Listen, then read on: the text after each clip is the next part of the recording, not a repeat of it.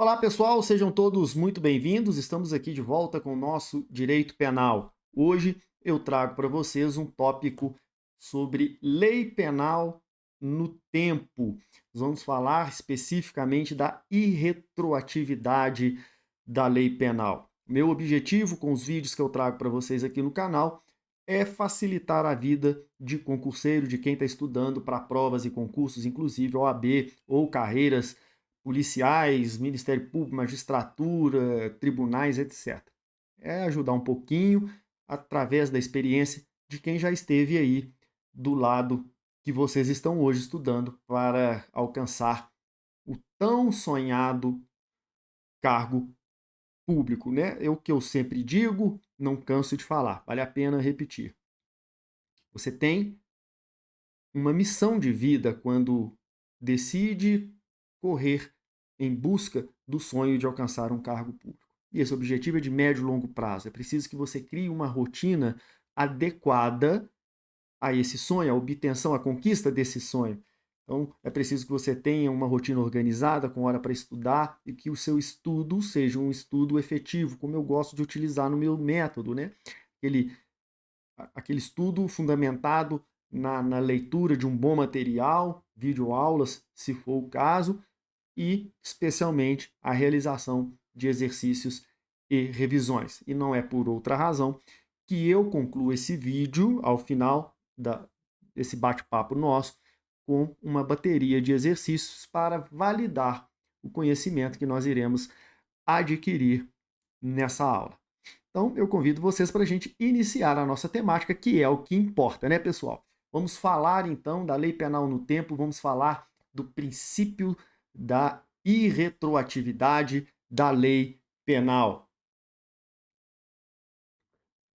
E para a gente falar deste tema, nós temos que necessariamente começar pelo entendimento da lei penal no tempo, que é tratada lá no artigo 4º do Código Penal. Vamos ver o que diz o artigo 4º.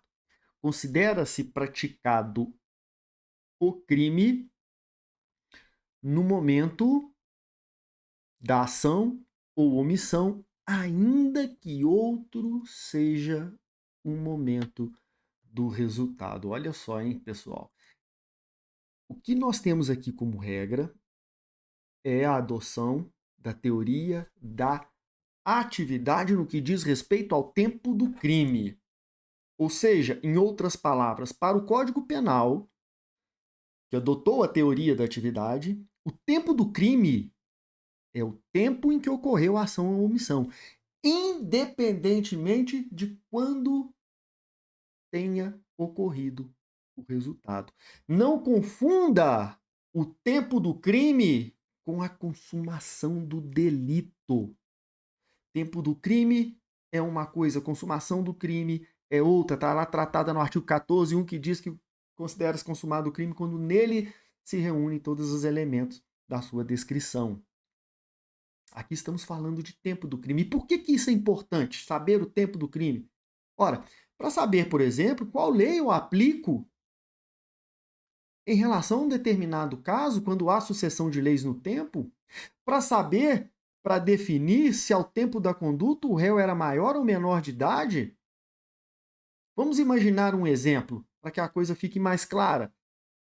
Vamos imaginar que João, com 17 anos, 11 meses e 29 dias, em um bar na rua onde mora, se envolve em uma briga e, em razão dessa briga, ele decide sacar a arma e disparar contra o seu algoz, que cai ao chão, é socorrido e levado para o hospital. 2 semanas depois, o seu algoz acaba falecendo. Ou seja, a morte ocorreu em um momento em que João já havia completado 18 anos. Que lei que eu aplico?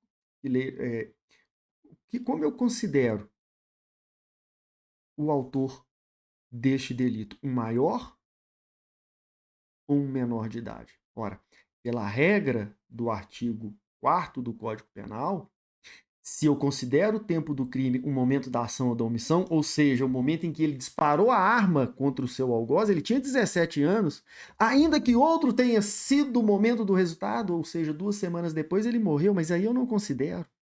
Então, no exemplo dado para vocês, João não responderá criminalmente, sim, de acordo com o Estatuto da Criança e do Adolescente, mas para efeitos penais, ele não pode ser responsabilizado, porque, de acordo com a regra estampada no artigo 4º do Código Penal, ao tempo do crime, ele era menor de idade. Este é o nosso ponto de partida. É o pilar de sustentação da teoria que vamos desenvolver daqui para frente. Então, avançando um pouco mais, pessoal, vamos falar agora do artigo 2º do Código Penal, que traz uma outra regra. Ele fala da abolitio criminis. E o que diz este artigo 2º? Ninguém pode ser punido por fato que lei posterior deixa de considerar crime, cessando em virtude nela a execução e os efeitos penais. Eu vou grifar aqui os efeitos penais da sentença condenatória, porque nós vamos trabalhar isso aqui. Então, vamos lá. Ninguém pode ser punido por fato que lei posterior deixa de considerar como crime, cessando em virtude desta nova lei a execução e os efeitos penais da sentença condenatória. Estamos falando aqui do que a doutrina chama de abolitio criminis. Pois bem, o direito penal, ele busca justiça. E não é justo que alguém seja responsabilizado, não é justo que alguém cumpra uma pena por um comportamento que o Estado deixa de considerar criminoso. Não é justo que alguém seja executado penalmente por algo que se tornou irrelevante durante a execução da pena. Não é coerente, não é lógico o Estado continuar a punir alguém por um fato que agora é um irrelevante penal. É exatamente isso que diz o artigo 2º do Código Penal. Ninguém pode ser punido por fato que lei posterior deixa de considerar como crime. Então, se entra uma nova lei em vigor e essa nova lei deixa de considerar crime aquela conduta praticada pelo autor que está cumprindo uma pena, o autor tem que se beneficiar dessa causa de extinção de punibilidade imediatamente. E não importa o estado em que o processo se encontre. Pode ser que se encontre em investigação, pode ser que se encontre na fase de instrução probatória depois da denúncia, pode ser que já tenha transitado em julgado. Não importa o estado em que se encontra. O réu deve ser imediato. E veja, vai cessar imediatamente os efeitos penais da sentença condenatória. Efeitos penais, por isso que eu grifei. Afinal de contas, o artigo limitou a cessação dos efeitos à esfera penal. Extrapenal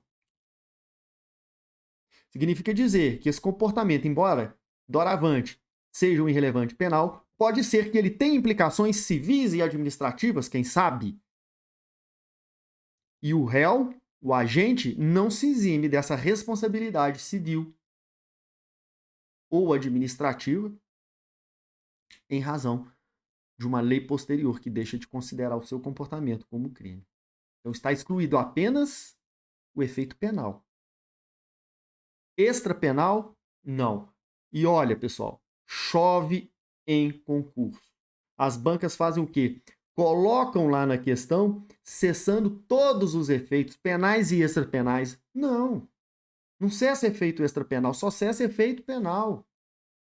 Outra coisa que as bancas gostam de fazer, colocar que beneficia apenas se não houver ainda decisão condenatória transitada em julgado. Não importa, ainda que haja decisão condenatória transitada em julgado, o réu deve sim se beneficiar da nova lei que entra em vigor. Pessoal, para que não paire dúvidas, o artigo 5º da Constituição Federal, inciso 40, ele diz o seguinte: a lei penal não retroagirá, salvo para beneficiar o réu.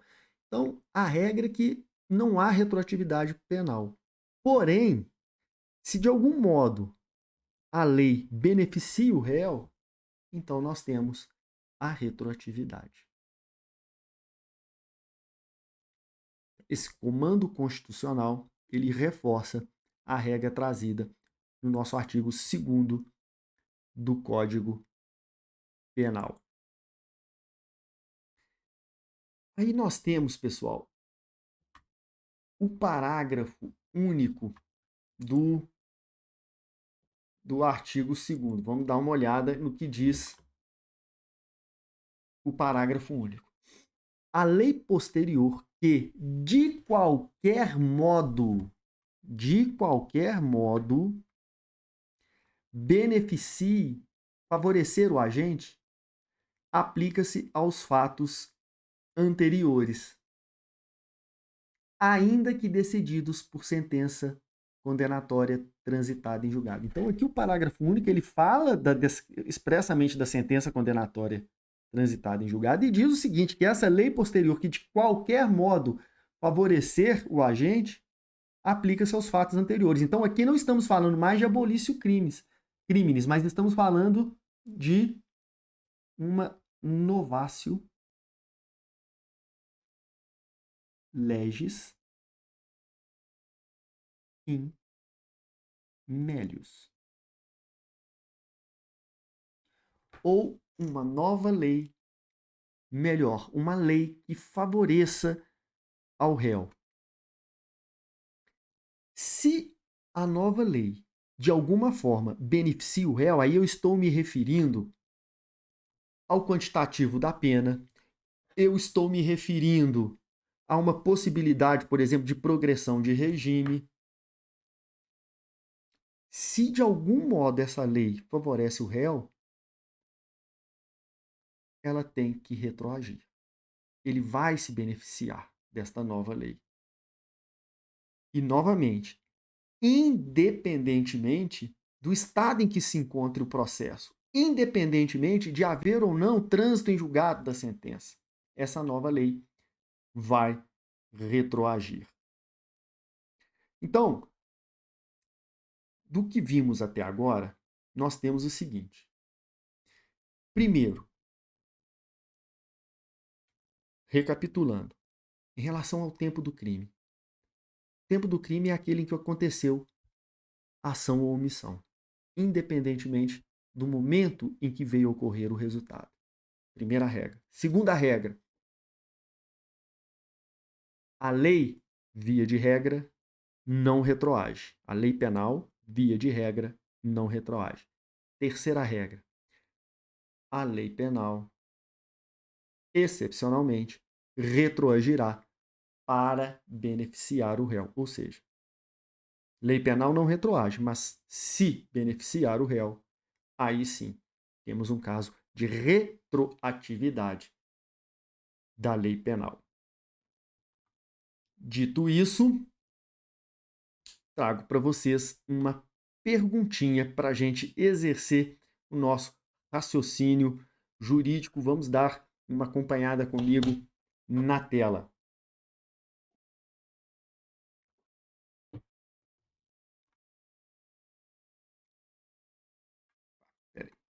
Vamos lá.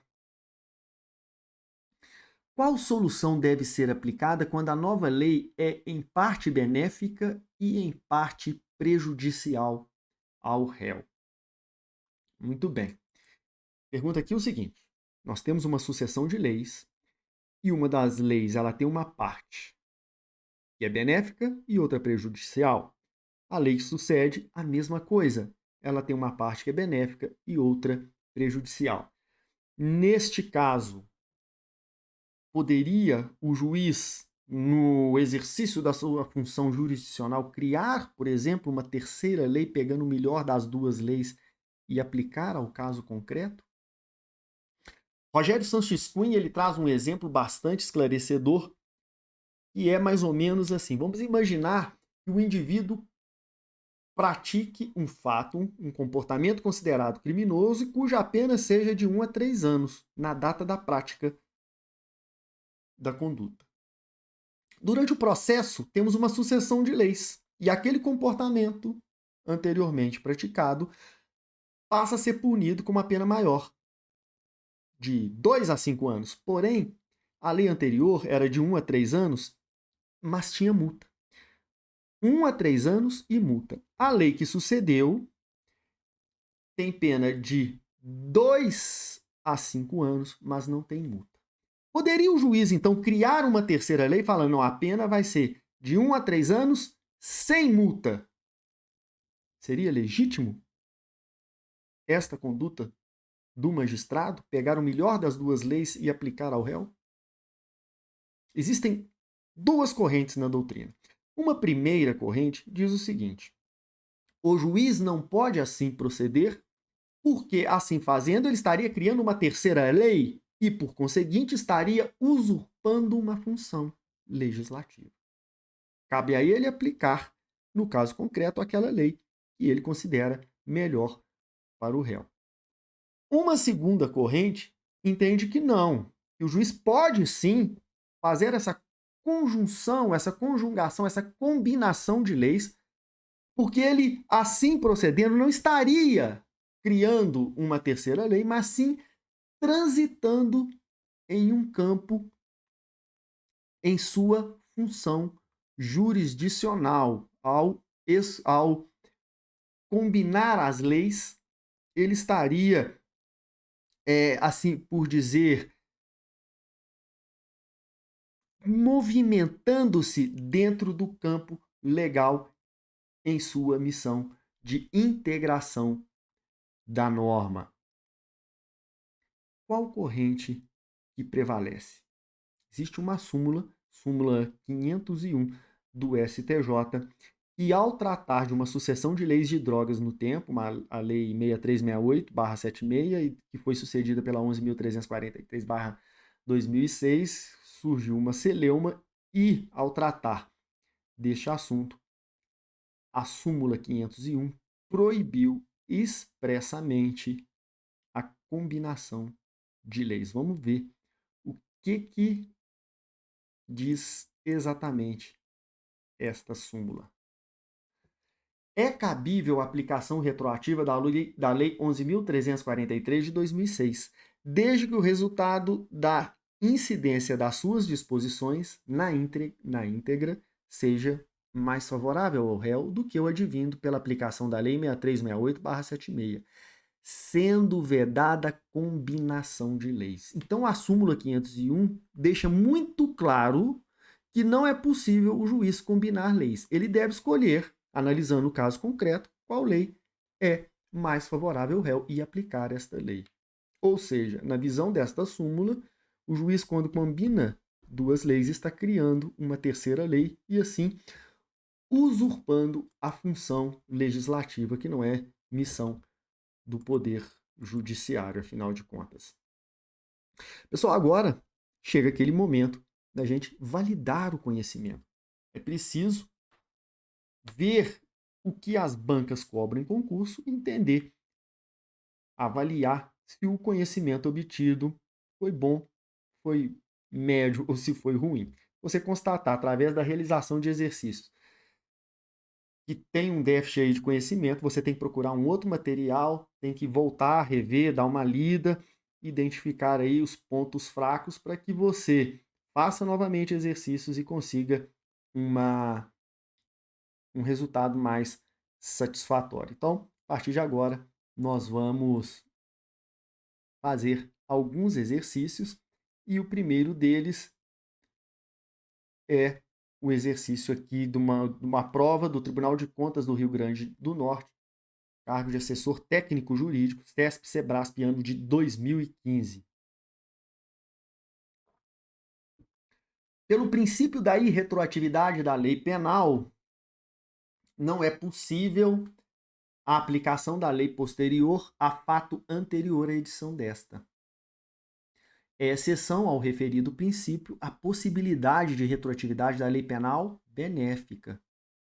Perfeito, né, pessoal? Que atenue a pena ou torne o fato atípico, desde que não haja trânsito em julgado da sentença penal condenatória. Opa, o erro está aqui, né, pessoal? Independe de haver ou não trânsito em julgado da sentença penal condenatória. Isso é irrelevante. Se a lei posterior é benéfica ao réu, ela vai retroagir. Então, no caso aqui, nós identificamos o erro quando a assertiva fala em trânsito em julgado. Ele condiciona esse trânsito em julgado. A assertiva, então, está errada. Tá? Muito bem, questão fácil de resolver aí, sem maiores complicações. Vamos à próxima. Exame de ordem unificado. Fundação Getúlio Vargas, ano de 2018. Jorge foi condenado definitivamente pela prática de determinado crime e se encontrava em cumprimento desta pena. Tudo bem, Jorge foi condenado, está lá cumprindo pena. Ao mesmo tempo, João respondia uma ação penal pela prática de crime idêntico ao cometido por Jorge. Então aqui nós temos dois indivíduos praticando o mesmo crime. Um já foi condenado e está cumprindo pena. O outro está respondendo à ação penal. Vamos continuar. Durante o cumprimento da pena por Jorge e a submissão ao processo por João, foi publicada e entrou em vigência uma lei que deixou de considerar as condutas dos dois criminosos. Então estamos diante aqui de uma abolício criminis. Ao tomarem conhecimento da vigência da nova lei, João e Jorge o procuram como advogado. Então eles te procuraram, você como advogado, para adoção das medidas cabíveis. Com base nas informações narradas como advogado de João e Jorge, você deverá esclarecer que a. Não poderá buscar a extinção da punibilidade de Jorge em razão da sentença condenatória já ter transitado em julgado. Olha como eles insistem nessa questão de trânsito em julgado. Nada a ver. Independe de trânsito em julgado. Mas poderá buscar a de João, que continuará sendo considerado primário e bons antecedentes. Então não é essa. Está errado aqui justamente na questão da extinção da punibilidade. Poderá buscar a extinção da punibilidade dos dois, fazendo cessar todos os efeitos civis e penais. Opa! Todos os efeitos. Gente, cessa efeitos civis? Não cessa, porque o artigo deixa muito claro, o artigo 2º, que cessam apenas os efeitos penais, permanecendo os efeitos extrapenais. Cuidado com isso, hein? Então, essa aqui também está errada, não é ela. Vamos lá. Poderá buscar a extinção da punibilidade dos dois, fazendo cessar todos os efeitos penais da condenação de Jorge, mas não os extrapenais. Olha só, interessante. Essa alternativa está certa. Está certa. Por quê? Porque vai buscar a extinção da punibilidade, perfeito. Fazendo cessar todos os efeitos penais, perfeito.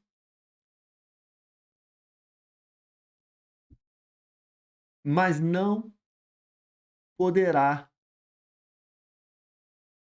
em relação aos extrapenais. Então, olha só, extinção da punibilidade dos dois, cessa os efeitos penais da condenação de Jorge, afinal de contas o Jorge já foi condenado, certinho também, é a alternativa correta. Letra D. Não poderá buscar a extinção da punibilidade dos dois, tendo em vista que os fatos foram praticados anteriormente à edição da lei, né? Então, essa aqui é a mais fácil de todas. Se a lei beneficia, ela retroage. Isso é uma regra, inclusive, constitucional. Mais uma questão aí, escrivão, Polícia Civil de Sergipe, banca CESP, Sebrasp, ano 2021, desculpa. Acerca da aplicação da lei penal, julgue o item que se segue. Na sucessão de leis penais no tempo, é aplicável aquela mais favorável ao réu, seja ela contemporânea ao crime, seja aquela em vigor na data da prolação da sentença. Essa assertiva está certa. Então, se há uma sucessão de lei penal no tempo, você aplica mais favorável ao réu. Se for mais favorável àquela que vigorava ao tempo que ele praticou a conduta, aplica essa lei. Agora, se for mais favorável àquela que entrou em vigor quando da prolação da sentença, é essa que vai ser aplicada. Então, essa assertiva está correta. Perfeito.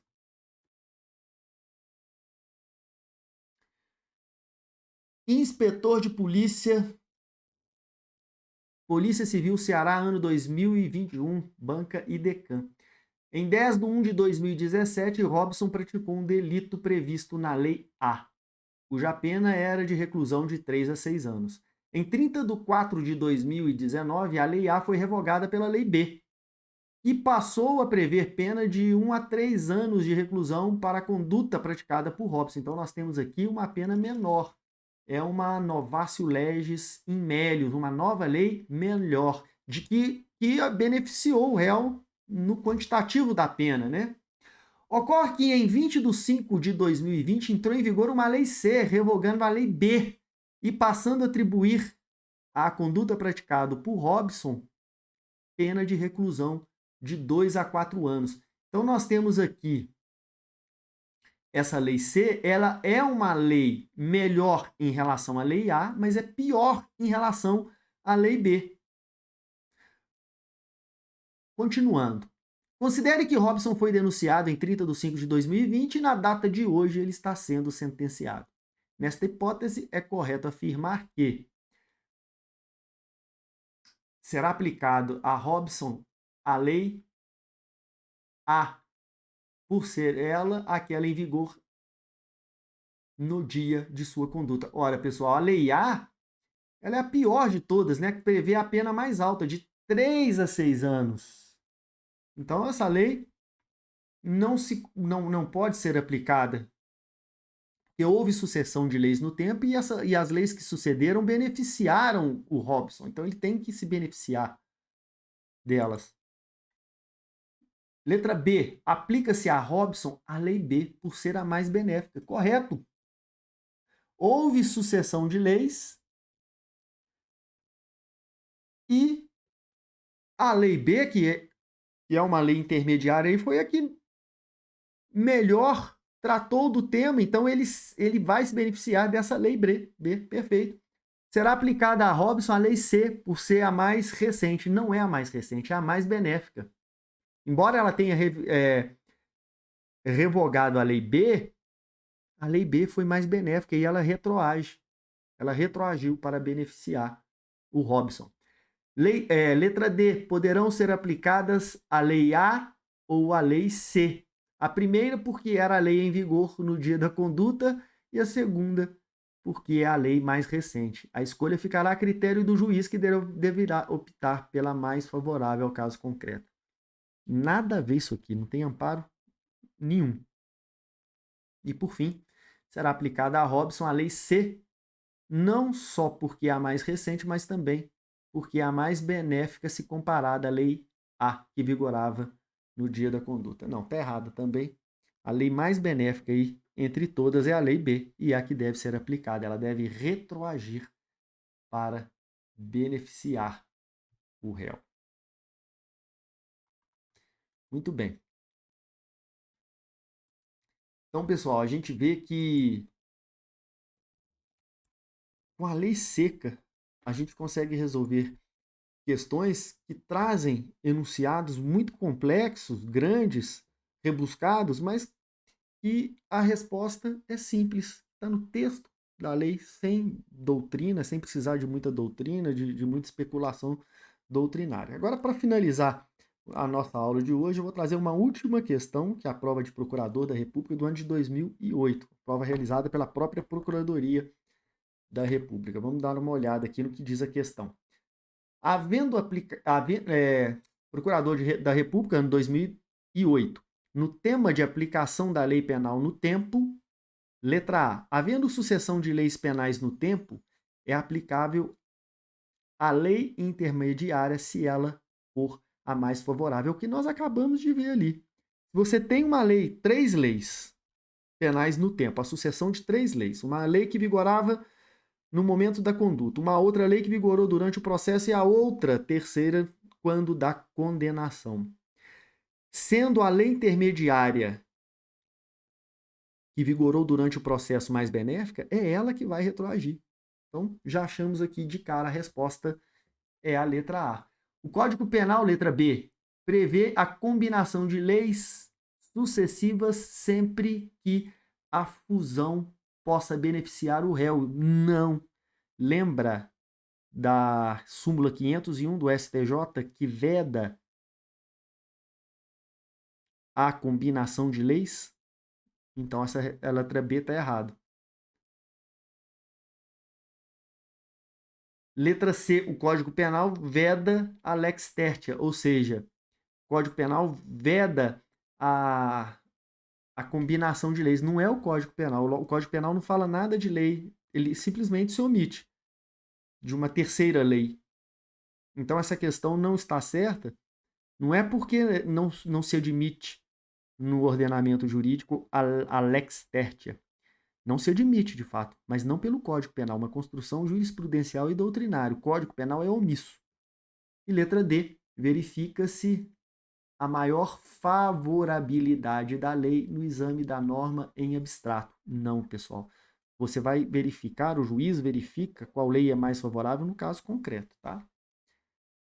O que pode ser mais benéfico para um réu pode não ser para outro. Com isso, meus caros, nós finalizamos essa temática. Eu espero que vocês mantenham firme o propósito de estudar e alcançar o cargo público tão sonhado. Seja o arquiteto do seu futuro. Não esqueça disso. Constância de propósito é o segredo do sucesso. Grande abraço e até a próxima.